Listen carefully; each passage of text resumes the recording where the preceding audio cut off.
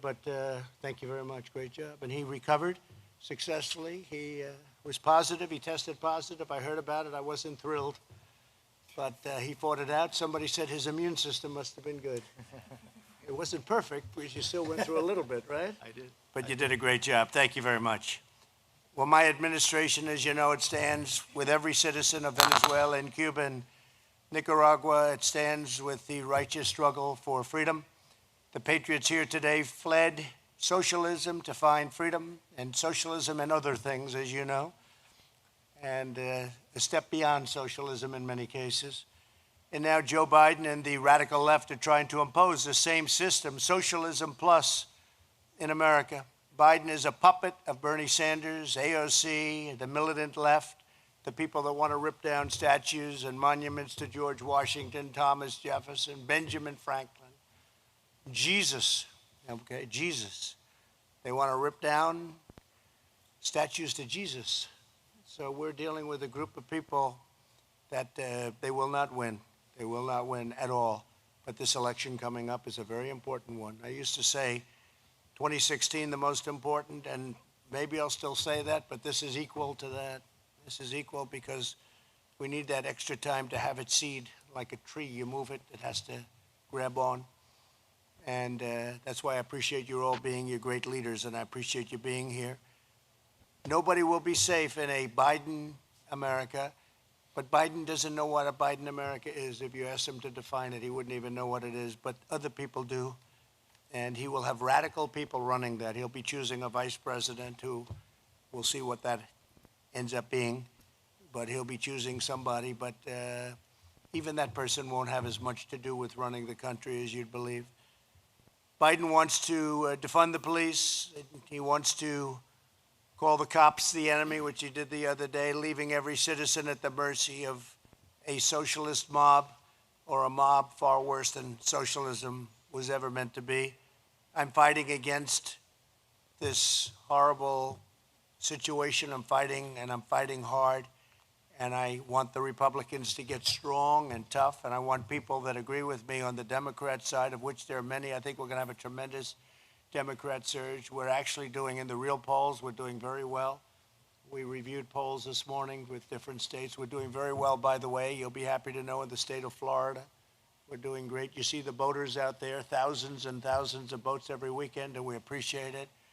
But nobody's seen anything like it ever. And we have that in many other states with boaters and bikers and everybody. There's a spirit that nobody's ever seen. I don't think we had anything like this even in the 2016 race, because they see what happened. We built the greatest economy in the history of our world, greater than anything we've had, but greater than anything the world has ever seen. China was not doing well. China went down to the worst. It was the worst year they had in 67 years. This is before the plague came in, the China virus came in. And the worst economy they had in 67 years. They were doing not well with the tariffs and all the other. We're taking billions of dollars from China. I was giving it to farmers and giving it to people that were targeted. And we were doing great. And then the plague came in. I said, oh, there's the plague. The plague is coming in. And we closed our borders to China, very heavily infected. And we did the ban. And if we didn't do that, we would have had hundreds of thousands of more people dead. And then we did the ban to Europe because we saw what was happening with Italy and Spain and some others, many others. And we were ahead, but we're still fighting it, and we're going to do very well. We're testing at a level that nobody's ever tested before. We're making ventilators for the world. We literally had no ventilators, and now we're making thousands of ventilators a month, thousands and thousands, and we're helping other countries. We're giving, as an example, to Mexico, we've given 600 ventilators, and they desperately needed them. The president of Mexico was up at the White House 2 days ago, and he is a great guy, the president. And we had a tremendous day and evening. We had dinner with a lot of the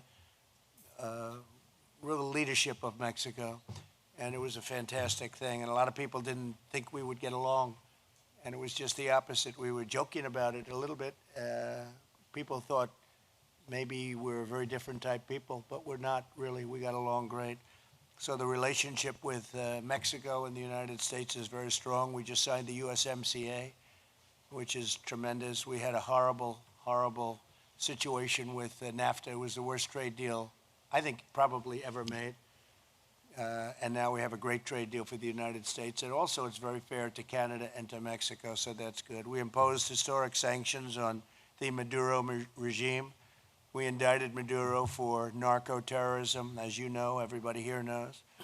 We're standing with the righteous and rightful leaders of Venezuela. At this time it's Juan Guaido.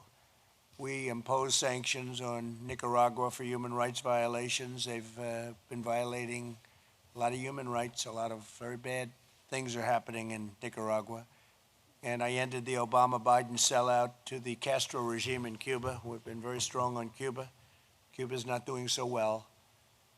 Joe Biden has pledged to reinstate the pro-communist policies of the Obama-Biden administration. They were pro-communist policies. The deal he made with Cuba was ridiculous. It's ridiculous. What he did for Cuba and what they did for Cuba is ridiculous. And I guess it's why the Cubans gave me the Bay of Pigs Award just before the last election, if you remember. I got the Bay of Pigs Award, which was a great honor. I have it very proudly in my office. Republicans are the party of freedom. Democrats are the party of socialism and worse. That's what's happened. The Democrat Party is a whole different deal. They tear down the monuments and they think it's good. Nancy Pelosi made a statement, well, that's okay. That's no big deal. And the reason she said that is she has no control over it. She didn't say it because she really believed it. She said it because she has absolutely no control over what these people are doing. And we do. We were going to go into Seattle. We were all set to move. And then they heard that we were, and the police came out, and they did what they should have done weeks before. So we got that done. Minneapolis, same thing. We said you've got to send in the National Guards after 4 days of ridiculous no law enforcement. We demanded that the National Guard be sent in. The minute it was sent in, it all ended. They walked through those streets like a knife goes through butter. It was pretty amazing. Now what we're doing is in Portland, we have a very radicalized group, and we have it so under control. We have it under control. The local police have not done the job. I think they were told not to do a job, but we have it very much under control. We're taking very strong measures. And we're looking at other places too. When you see what's going on in some of these Democrat-run cities, all Democrat-run cities, in every case, and they go into hell. And we're doing a lot of things to get that changed, and we're going to get it changed very quickly. So I'd like to ask our great congressman to say a few words if he would. He understands the situation. He loves this area very much. He will constantly call me, and if I can't get back to him immediately, he'll call me again, because he wants money coming here and he wants a lot of other things coming here, and that's the way a good congressman's supposed to be, right? And he's not a good congressman, he's a great congressman. So if you would, please, Mario. Mr. President, thank you. If I ever can't get a hold of you, I then harass Mark Meadows, who's an amazing asset to our country. So let me first, to our friends here, the President, we just came back from Southcom. All of us in this community have known, Mr. President, for years that there's drugs coming in that our people see coming in. And yet, because of lack of assets, frankly, lack of leadership, and not supplying the assets, we can't stop them. And so this president has done this surge to Southcom to stop those narcotics from coming in. And I don't know of anything that could be done as quickly to actually save American lives as the initiative that the president has started a little while ago, and it's already bearing fruit. So, Mr. President, thank you for visiting the heroes here at Southern Command, but more importantly, for recognizing a threat to our national security and to the lives of our people and confronting it, not with lip service, but with action. So first, I want to thank you for that. Second, we're here with friends who understand, unfortunately, what socialism is all about. We have the daughter of a martyr who was murdered by the Castro regime. We have individuals here who understand that the situation in Venezuela, in Nicaragua, and in Cuba is not only disastrous for those people, but as you have stated so many times, it is a danger, a threat to the national security interests of the United States. I said it before that this administration has emphasized this hemisphere, but it's emphasized it in support for the cause of freedom, not solidarity with those who repress their people. It has shown solidarity with the people, not the oppressors of those people, by what the President just talked about, sanctions and tough pressure and diplomacy and leadership. Mr. President, on behalf of the folks that I represent, and I'm honored to represent, thank you. Those actions are not small. The impact on our national security is huge. The impact on the millions of people who are suffering, who now have hope, is immeasurable. History will record you as the president who freed this hemisphere from communism and socialism. Those regimes will not last another 4 years of President Trump. I'm convinced of it. And you've seen that others are saying, oh, we're going to go back to the policy of recognizing, legitimizing the Castro regime, knowing what they're doing in Venezuela and in Nicaragua and in the hemisphere. That's unacceptable. So I just, again, on behalf of the folks that I represent, thank you for standing up for our national security interests, for freedom, and for your solidarity for those who are working and struggling, and in many cases dying, just to regain their freedoms. Thank you, Mr. President, for Thank what you you've very done. much, Mario. Appreciate it. Great job you do, too. How about we go down the line, please?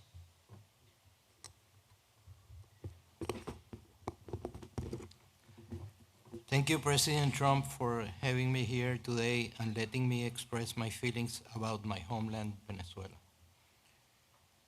I am proud to be here with so many prominent friends, Orlando, John, Congressman Mario Diaz-Balart, Rosa Maria Payá, Lorenzo, Lulu. My name is Ernesto Ackerman, and I'm the president of Independent Venezuelan American Citizens, more known as IVAC. My organization has worked over 18 years, very hard, lobbying in favor of Venezuelans in Congress of the US. And we were the first ones to work with Congresswoman Ileana Ros-Lehtinen and my congressional brother, Congress Mario Diaz-Balart, to achieve the law of sanctions against the narco-terrorists in Venezuela. I am the son of a concentration camp survivor. She is currently 97 years old, living still in Venezuela. I think that she feels that she is again reliving her time in a concentration camp. I left Venezuela in 1989, and only 45 days after the rallies that were called El Caracazo, very similar to what happened here some weeks ago. The excuse in Venezuela was gasoline. Was it here George Floyd? Then in 1998 came the elections and Chavez was elected president of Venezuela. They started by controlling the weapons and ammunition that people could have. Is that similar to eliminate our Second Amendment? Then came changes in the police.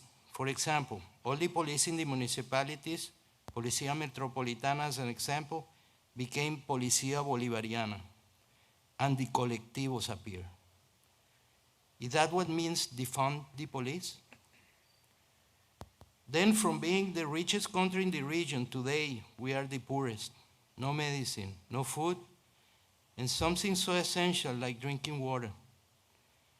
That is what socialism brings to a nation. I became a citizen of this great country in the year 2000. I have a wonderful wife, 3 daughters, one of which is an ex-police officer, and 4 grandchildren. What future would they have in socialism? That is why, Mr. President, being a proud American, I will work hard to prevent socialism from penetrating this great country, and count with me to support to achieve it. Mr. President, that's why today I want to make you two requests. First, that we eliminate the germ of socialism from its essence in Venezuela, Cuba, Nicaragua, etc. And second, help the people of Venezuela to get rid of the narco-terrorists who have kidnapped our nation. They alone cannot do it. The countries of the region must have a greater participation since they are also affected by this situation. Your leadership is necessary to fulfill this goal. Thank you, Mr. President, and I am working for you for more 4 years. It's very nice. I appreciate it. Beautifully said. And it is a catastrophe when you think of what happened to Venezuela. Thank you very much. Thank you. Thank you, Mr. President. It's an honor to be here with you and to hear these stories on why the fight for freedom can never be forgotten. Mr. President, your campaign and the Republican National Committee are building the largest grassroots movement in American history because of you and your steadfast commitment to always put America first for every American. The Republican Party is growing by the day because Americans know that you're standing up for our freedoms and what makes America great, no matter the criticism. And because of that, the Republican Party is now the party of freedom, thanks to you. As we say here, somos el partido de la libertad. We're the party of freedom because we stand for freedom of religion, freedom of speech, freedom for the unborn, freedom of commerce, if it's free, fair, and reciprocal trade, freedom at home and abroad. The Hispanic and Latino community in Florida knows the horrors of life without freedom. They've seen firsthand how leaders who value control, not freedom, destroy prosperity, security, and opportunity. That's what happened in Venezuela, in Cuba, in Nicaragua. That's what socialism does. Mr. President, freedom and faith in America are now threatened by the same radical left ideology seen in places like Cuba and Venezuela, as that ideology now controls today's Democrat Party. And the only protector of our American freedom and American greatness is you, Mr. President. That's why everyone around this table and the communities outside of this church are working hard every day to re-elect you as our president for 4 more years. We're registering voters. We're knocking doors. We're sharing this Republican message of freedom in English, in Spanish, telling folks why you need 4 more years for America, Mr. President. When you declared before our union that America will never be a socialist country, the words made clear to freedom-loving people across our hemisphere that you stand with those who love freedom. And the community here in Doral knows that. Thank you for standing up for America, for standing up for our freedom, for our greatness. Only you can rebuild the economy, this economy, to secure our safety and prosperity for future Americans. Americans saw historic low unemployment for every community across America under your leadership, including Hispanic and Black Americans. And with God's help and with your leadership, we know that the best is yet to come. Thank you for your time today, Mr. President, and thank you to all the great leaders at this table. I want to get that speech. Do you mind giving me that speech? I could use it. How good was this? Oh, who's your speechwriter? You write that yourself? You want to work for me as a nice speechwriter? He's too big. He works for me anyway in a different way. But you've done a great job. That's a beautiful speech. I want to thank you very much. It's true. I want it. You think I'm kidding too, don't you? thinks I'm kidding. It's true. The Republican Party has grown incredibly from where it was, and we have a whole different group of people in the Republican Party. Like, people don't remember, nobody ever heard of it until I came along. Nobody remembered it for a long time, or they didn't use it. At least I use it all the time. Abraham Lincoln was a Republican. You know, you say that, people say, I didn't know that, but he was a Republican. So we're doing a great job, but that's a beautiful job. I appreciate it very much. Thank you. Please. Sir, my name is Orlando Gutierrez Bornat. I represent the Assembly of the Cuban Resistance. It's the main coalition of pro-democracy organizations in the Cuban exile community. And what I want to do is very briefly share with you 4 memories of my life that helped me understand what socialism is, or communism is. Okay. First of all, I want to thank God for this opportunity for many different reasons. And it brings back one of my clearest memories of Cuba, which was sitting in one of those big, beautiful Havana churches, and the church was almost empty. My grandmother, myself, 2 or 3 more people, the priest doing mass. People were afraid to worship. People were afraid to go to church because they would put mobs outside to insult you when you came in or when you walked out, and you would be discriminated if you believed in God, persecuted. Rosa Maria's family knows that experience very well. And everywhere communism and socialism have come to, the first freedom they strike at is religious freedom. Why are they knocking down the statues of Jesus? Because they've done it everywhere they've gone. Whether it's a synagogue, a temple, a church, that's their target. St. Augustine said that the source of all other freedoms was religious freedom. The right to believe or not to believe, to have faith or not to have faith, that's fundamental. And that's one of the first things communism in Cuba tried to eradicate. They tried to wipe out Christianity in Cuba. For this very powerful reason, and for many others, free Cubans, Cuban Americans, have been at the forefront of the struggle against communism in Cuba and around the world. Thousands of Cubans have died in that struggle. Thousands have been imprisoned. Many are still in prison today. It's been a very long struggle, and this community has been visited many times by different leaders who made a lot of promises. Few of those promises, the most glaring being the Bay of Pigs, have been kept. And that's why, one of the reasons why I thank God for being here is that I wanted the opportunity to thank you, because you came through. I was there when they gave you the Bay of Pigs award. I was one of the speakers at that day. I was honored to do so. Right. And what you said that day, what you've been working on ever since, closely with Mario, who's untiring, relentless in the struggle for Cuban freedom, you've come through. And you know, Cubans have been without a homeland for so long. We've been in this struggle for so long that one of the things we cherish is loyalty and gratitude. And we are grateful to you. And we're good friends to have. Because once someone has served the cause of freedom in Cuba and behaved like you have, we will be loyal to you forever. Title III, Title IV have empowered Cubans legally to fight for justice. The strategic sanctions aimed at the military and the intelligence and security sectors have weakened them. That's why we've seen in the past months, in the past few weeks, protests against this regime in Santa Clara, in Moa, in Holguin, in key cities in Cuba. Every time Cubans see that the state is weakened and they have a chance to fight. They go out and they struggle. That's why it's especially important at this point in time that we have a strong Radio Martí, a strong TV Martí, a strong Radio República, all these stations which are transmitting uncensored, accurate, objective information to Cubans. Cuba is the base for the communist occupation of Venezuela and Nicaragua. If Cubans are really supported, like you're doing now, to free Cuba, the entire hemisphere will breathe better, including the United States. The second memory I want to share with you is that right before we left Cuba, my parents spent 5 years trying to get out of Cuba. My father, for the crime of being an electrical engineer, they didn't want him to go. So he had to go to a work camp, et cetera, et cetera. A few days before leaving, my father took me to different places in Havana to show me Havana before we left. Because he said, you know, we may never come here again. And he never returned. He never saw his city again. And Havana was a beautiful city. It's been destroyed now by communism.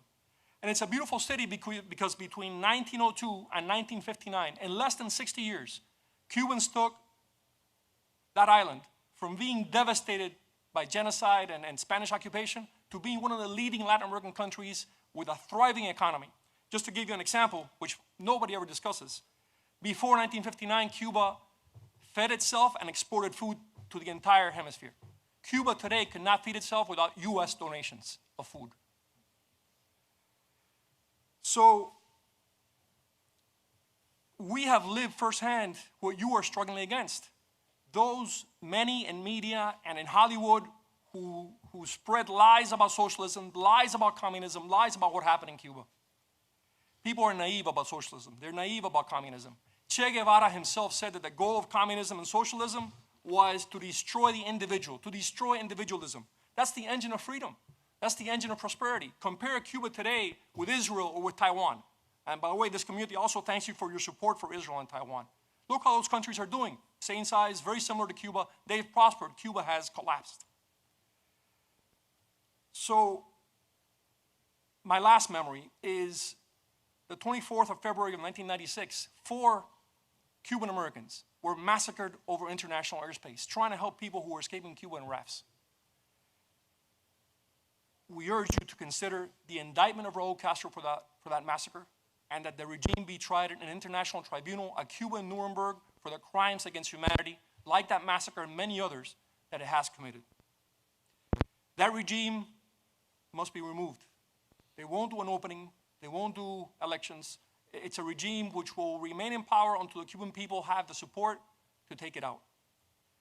And what I want to end with, the last memory, is I was my grandfather's only grandson. Big family, only grandson. Before we left Cuba, my father went to see his father, and my grandfather said, without hesitation, get him out of here, take him out of here. There's no place to grow up. I want him to be a free man. I'm very proud to be American. I'm very proud to be Cuban because I have a debt with him. I have a debt with my parents, with my grandparents, and with this country. So count on us. There should be a task force to educate Americans about socialism and communism, and we're here to fight for Cuba, but also for the United States. Thank you so much, and God bless you. Thank you very much. Great job. Thank you. Please. Go ahead, please. Yes. You sure? I'm very sure. Listen, before I start, I need to first thank you for your sacrifice and the job you have done. And I also want to make sure that we understand that you are surrounded with very good people here in the state of Florida. And just to mention a few, we have the best governor and lieutenant governor in DeSantis and Jeanette Nunez. We have the best 2 senators in Mario. Mario is a congressman, but the 2 senators, Scott and Marco, the best congressman for sure. Guy sitting to your left, my dear friend.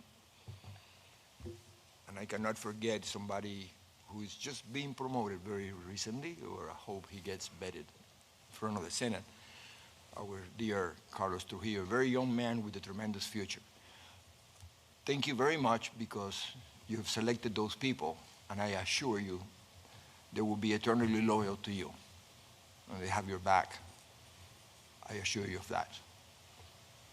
Now, my story is very simple. We always talk about socialism. Socialism is nothing but communism during Halloween. There's no such a thing as socialism. America has always been the most socialist country in the world. We're definitely the most generous. Look at the people in this table. Look at our backgrounds.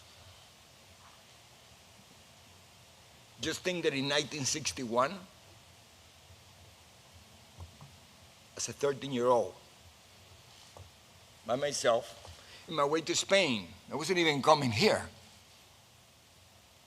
I arrived in this great country, and almost 60 years later, I'm sitting next to the President of the United States, talking about the American dream. The only country in the world, no other country in the world, that you can start a business from the trunk of your car. And within a very few years, with hard work, commitment, and all the core values that we learn from this very culture of ours, we can become very important to our future. We can become those people who make the next generation better than the one before. This is the only country. Why do you think you had to close the borders? Because everybody in the world wants to come over here. Nobody's ever forced to come over here. We come over here, in my case, because my parents chose that will not be indoctrinated by the communist country, by the totalitarian country, by the totalitarian regime. They don't educate children. Absolutely not. And this is something that we need to understand. What is happening in our backyard today, I experienced as an 11-year-old. I remember vividly all the promises that a guy named Castro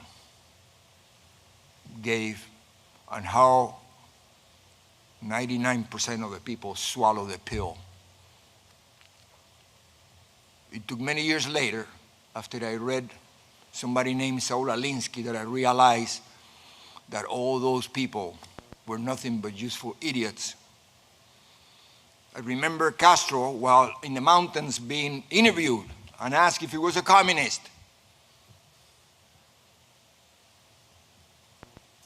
He went crazy. I dare you, he says. Católico, apostólico, y romano. I'm a Roman Catholic. Educated by the Jesuits, he was. How dare you? We even have a priest in the mountains. We used to have priests in the mountains. I remember, I was the Marist brothers, Christopher Columbus here, for those of you know.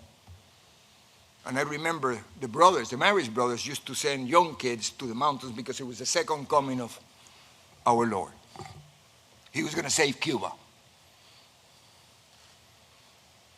I remember how he promised to the farmers, to the Guajiros, that you're going to own the land. I remember all the promises that we hear today about free education and free health care and free land. And my God, no freedom.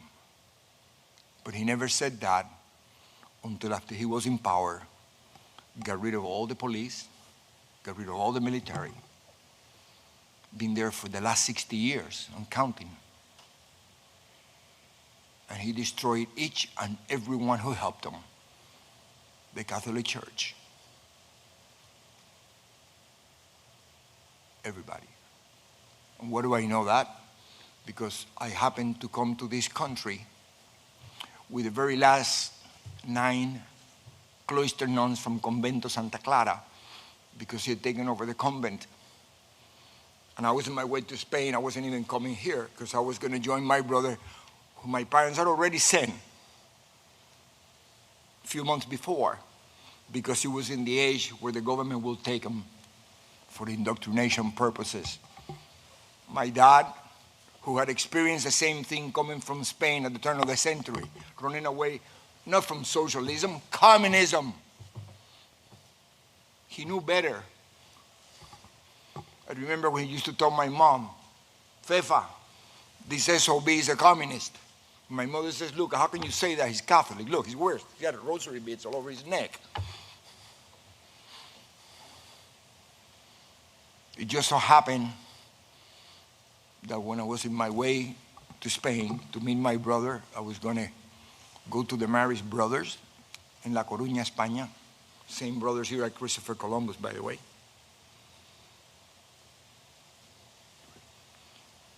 My brother died. And I was kept in this country. Greatest blessing I ever had. But imagine what happened to mom and dad. One day, you lose both kids. This is a family who had never been involved in politics.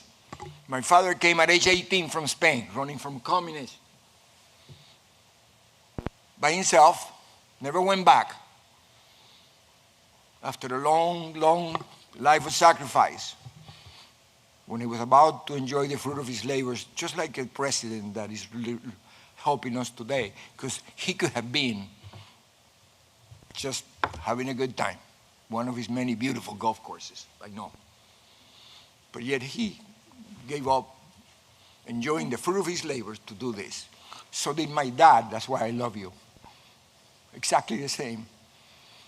So when they're about to do that, from one day to the next, they end up in this country with the shirt that he was wearing on his back.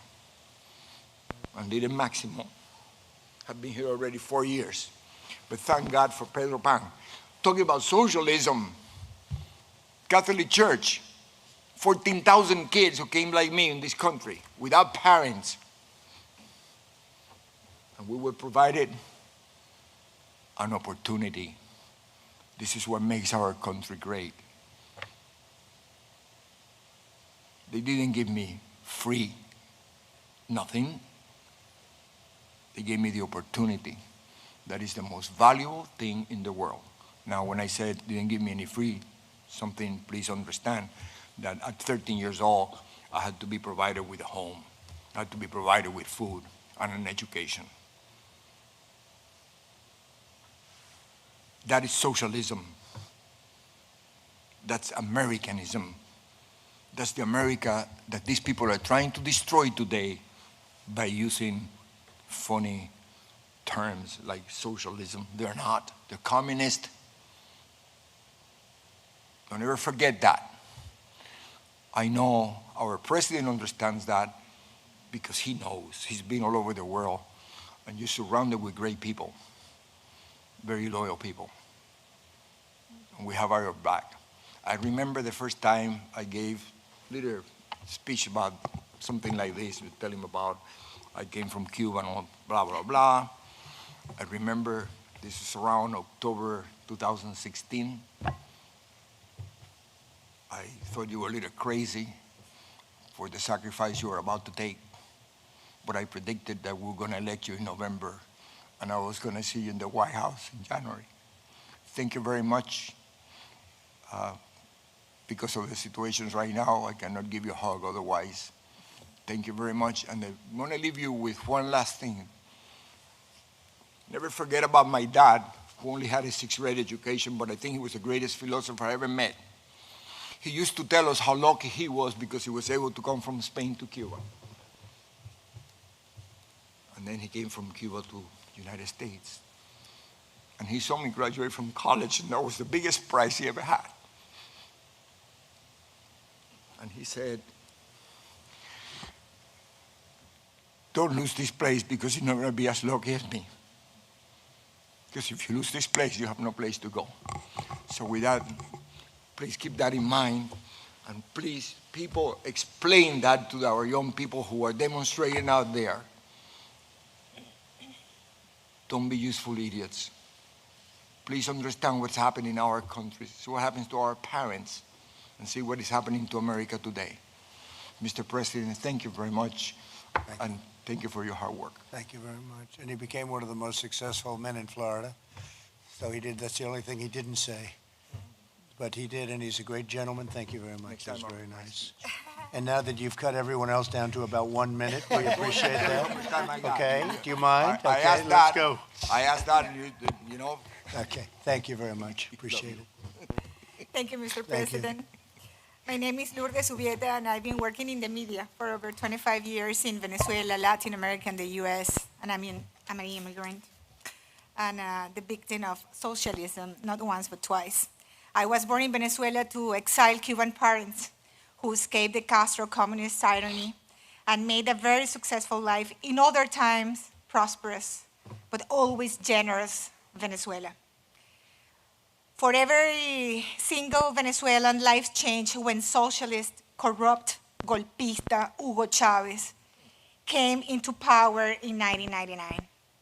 After 2 decades of socialism in Venezuela, the country is destroyed. We are a poorer society with a failing purchasing power that limits the market for almost everything. 79.3% of Venezuelan families can't afford the basic food basket. Child mortality has dramatically increased. More than 500,000 households live in ranchos, what we call like favelas. Just 1 out of 4 homes, Mr. President, has running water every day. just 1 out of 10 homes has power every day. Out of 7.8 million children in the country, 40% report difficulties to attend school for problems with water supplies, blackout, no food at home, lack of transport, or lack of teachers. In conclusion, around half of the more vulnerable population can complete 12 years of school or graduate, which will help in some way to reduce the risk of remaining in poverty. We are 28.4 million people because about 5 million of us are abroad. Migration made us not only fewer, but older. We have more senior citizens, more fragile in terms of health and productivity. Our society is therefore less able to produce wealth and more in need of different ways of assistance. This is the reality, Mr. President, of 6 out of every 10 Venezuelan families. This number places Venezuela as the poorest country in Latin America and the Caribbean right now. Chavismo destroyed the economy, our internal capacity to produce food and basic services. It ravaged the oil industry to the point that we can't even produce our own gasoline. Above all this, Mr. President, transnational organized crime controls Venezuela. Drug cartels, Colombian guerrillas, international mobs, and Iranian-financed terrorists operate freely under the Chavista regime with the Cuban agenda.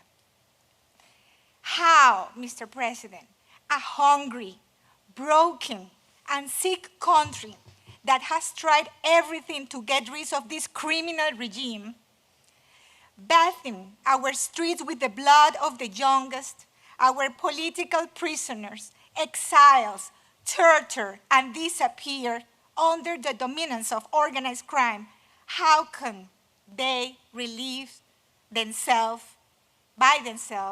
from this nightmare? You have been the only president who has stood firm against these criminals. Neither President Bush, much less President Barack Obama, I have to say, who privileged his relations with the Castro tyranny by sacrificing the Venezuelan democracy. They did nothing for Venezuelans to regain their freedom. Venezuela is kidnapped by the organized crime. Your actions, President, are the only hope for Venezuelans who wake up every day, let me tell you. Every day they wake up looking at social networks to find out if there is a new measure by Donald Trump against that genocidal regime. Other than that, Mr. President, the greatest enemy of our Christian-Jewish civilization is the Iranian regime. As you know, Mr. President, the Iranian regime is the main ally of the criminal regime in Venezuela. They are not longer in Asia. They are here, 2.5 hour flight from Miami. The Iranian regime has its base on criminal operations in Venezuela, and that represents an imminent danger to the security of the USA and all of us US citizens and Americans. Today, I ask you not to leave Venezuela. Each minute that passes is one of the greatest suffering for Venezuelans. Accelerate, Mr. President, the freedom of our country. At this moment, only a leadership like yours can finally achieve the freedom of Venezuela. On behalf of the Venezuelans, my family and my own, thank you very much. Thank you very much. Thank you very much, Mr. President. Beautifully stated. Thank you very much. We're working very hard. You know that, okay? I know, Mr. Thank you President. very much. Thank you very much, and thank you very much, Mario. Congress Mario Diaz-Balart, he has been the best friend that we could have also the Venezuelan community. Thank you very much. Thank you very much. President. Great job. Mr. President, it's a great honor to be here, to see you again. My name is Mario Bramnick. I'm a local pastor in South Florida. We also have the Latino Coalition for Israel, following your great work of moving the embassy, and you've been the best friend of Israel that Israel ever has had. Also had the honor of serving on the National Hispanic Advisory Council for 2016 with Jenny Korn, and now on the advisory board of Latinos for Trump. I cannot express our gratitude for the sacrifice that you and your family have made for our nation. And as has been shared here, all of the enemies of America are rising inside of America and globally to defeat your presidency in 2020.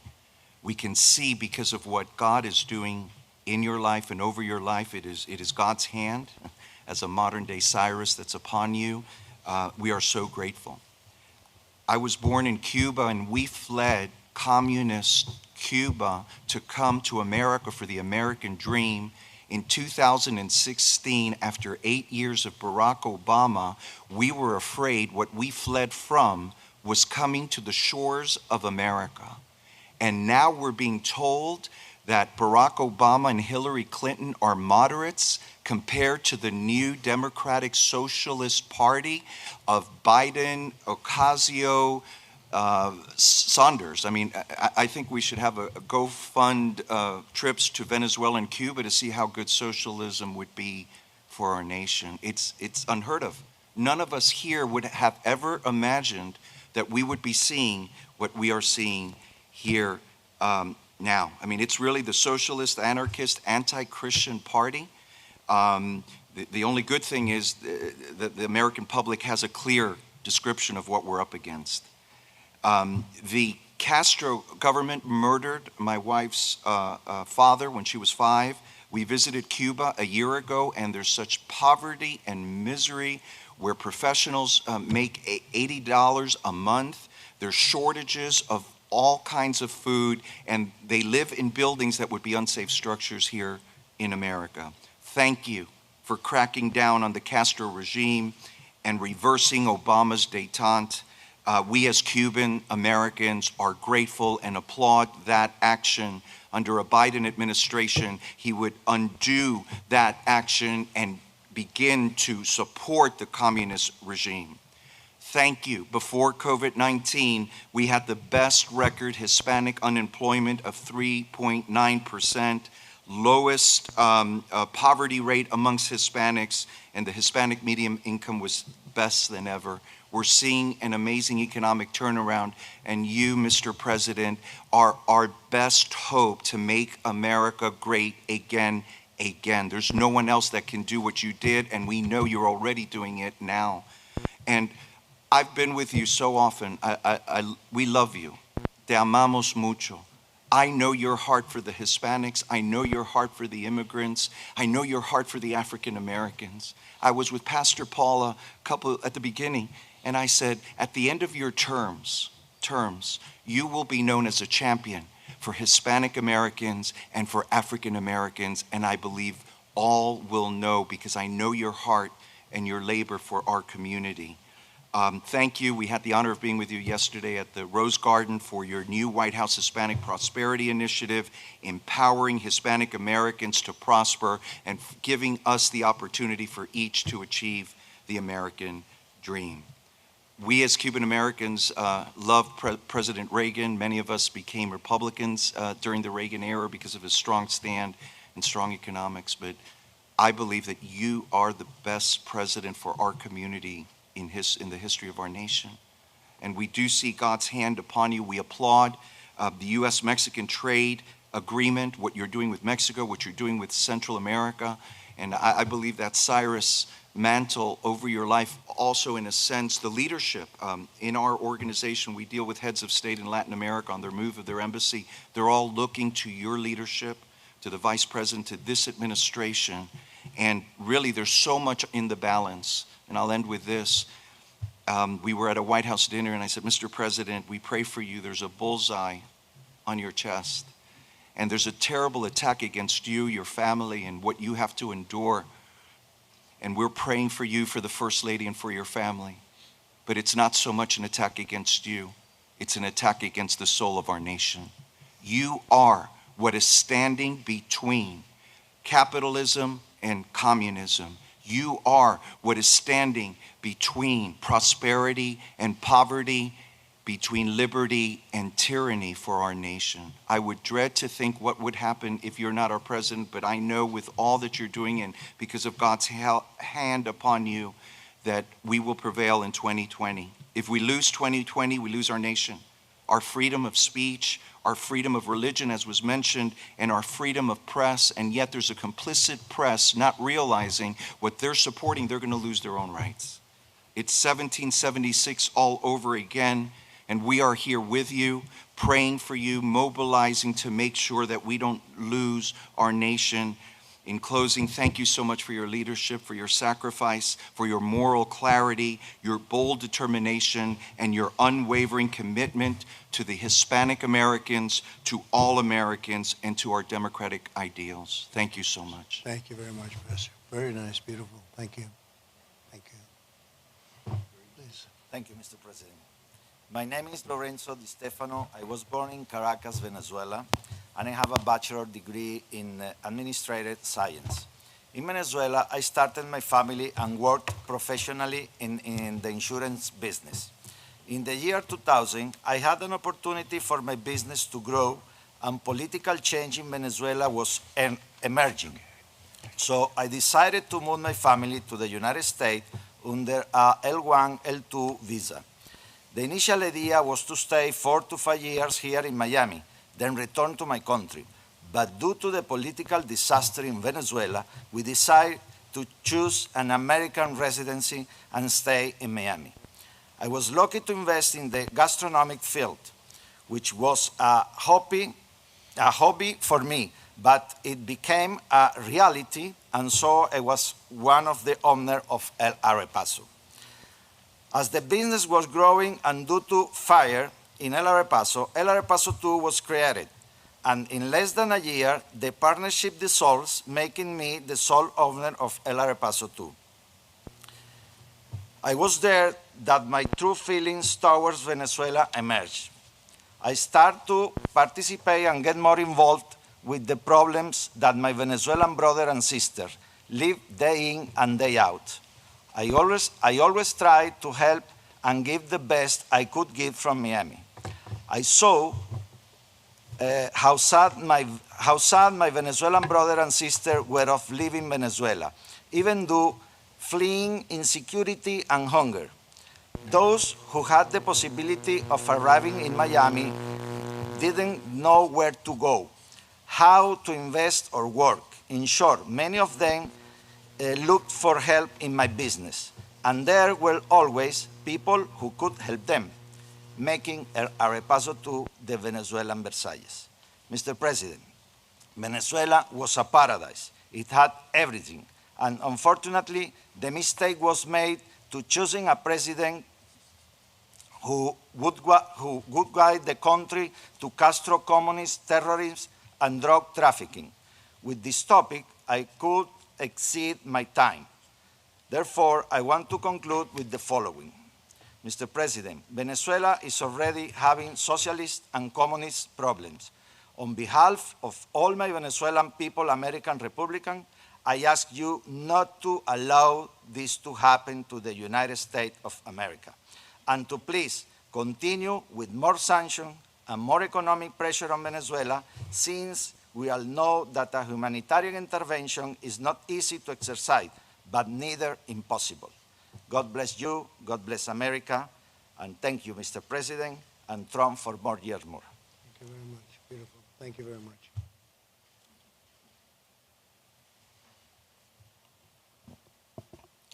Thank you so much, Mr. President.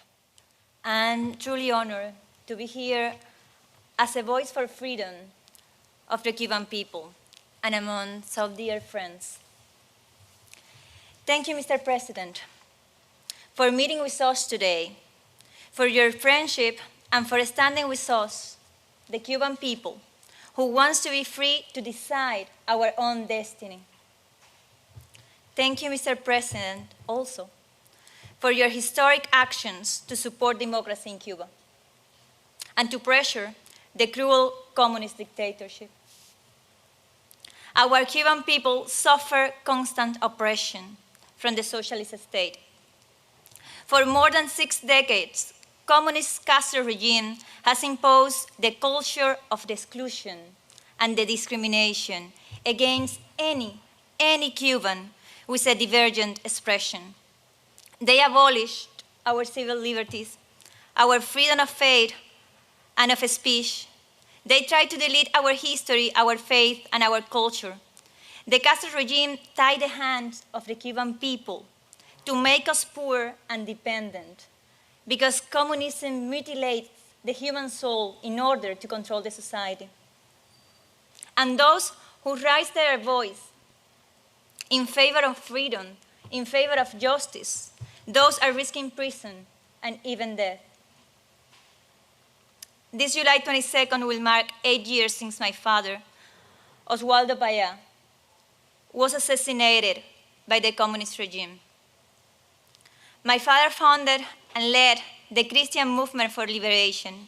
He was a leader of the political opposition, but he was also a moral leader to thousands and thousands of people who demanded a right to have a voice and participate to change the system.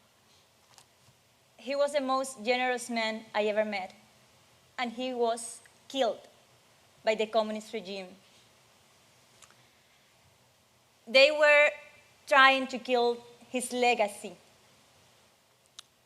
because they were in fear of the faithful, in fear of the conviction of a silent majority awakening and demanding freedom.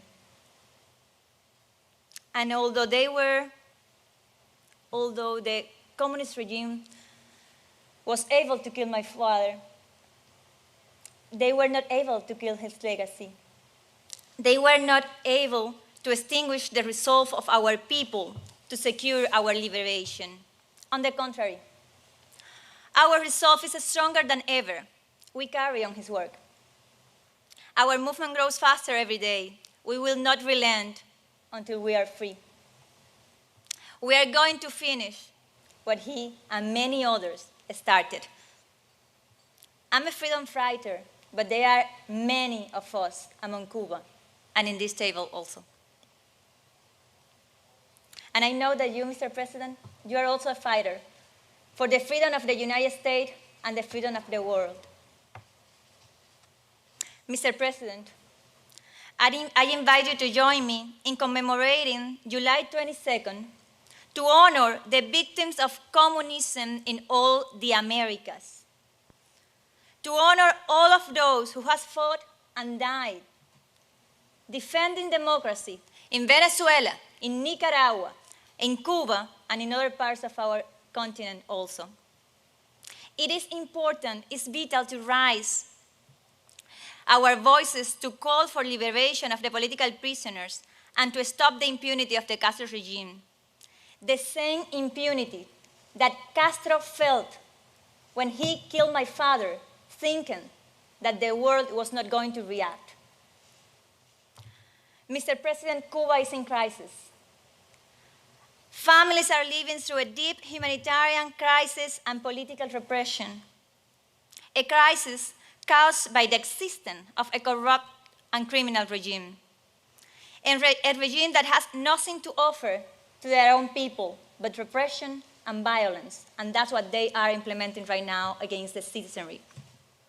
People are being detained, threatened, stripped from their cell phones, even physically assaulted, beaten up in the streets, taken to prison, simply for taking a photo in the streets or posting in social media. That's the level of fear and the weakness of the Castro regime right now. This is why your solidarity and the humanitarian help and the economic opportunities that Cuba needs should be directed only towards the Cuban people, preventing intervention from the regime, because the repressors should be cut out. We count on you, Mr. President, to continue shutting down all of the dictatorship sources of funding, which it uses to sustain the Cuban military, its apparatus of oppression, and its narco-terrorist activities. Mr. President, this hemisphere has paid a high price for tolerating 6 decades of Castro communism in Cuba. A regime that has caused the end of the democracy in Venezuela and in Nicaragua, and the largest refugee crisis of our lives. It is time to end it.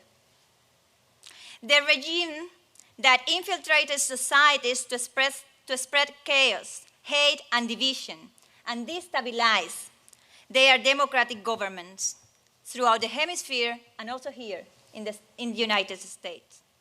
Throughout the use of propaganda, the communist ideology has contaminated the minds and soul of young people in Latin America and in the United States. It is time to tell them the truth. President Trump, this dictatorship threatens peace and security of the continent. As you know, they are involved in criminal and terrorist-related activities, drug trafficking persons through the communist medical brigades, corruption, providing sanctuary and support to terrorists. Mr. President, I encourage you to indict Raúl Castro, Díaz-Canel, and all top officials of the regime. And very importantly, I encourage you to designate the Cuban military, its intelligence services, and the Cuban Communist Party as foreign terrorist organizations because their relation with the crime and the narco-terrorism threatening the region. Our movement, Cuba Decides, is a national and global initiative to force the Cuban regime to submit to the will of the people and leave. It is imperative that all the nations in the free world support the Cuban people's fight for a change, because the victory of the democracy in Cuba is essential to open the path to peace, prosperity, and stability in the whole hemisphere.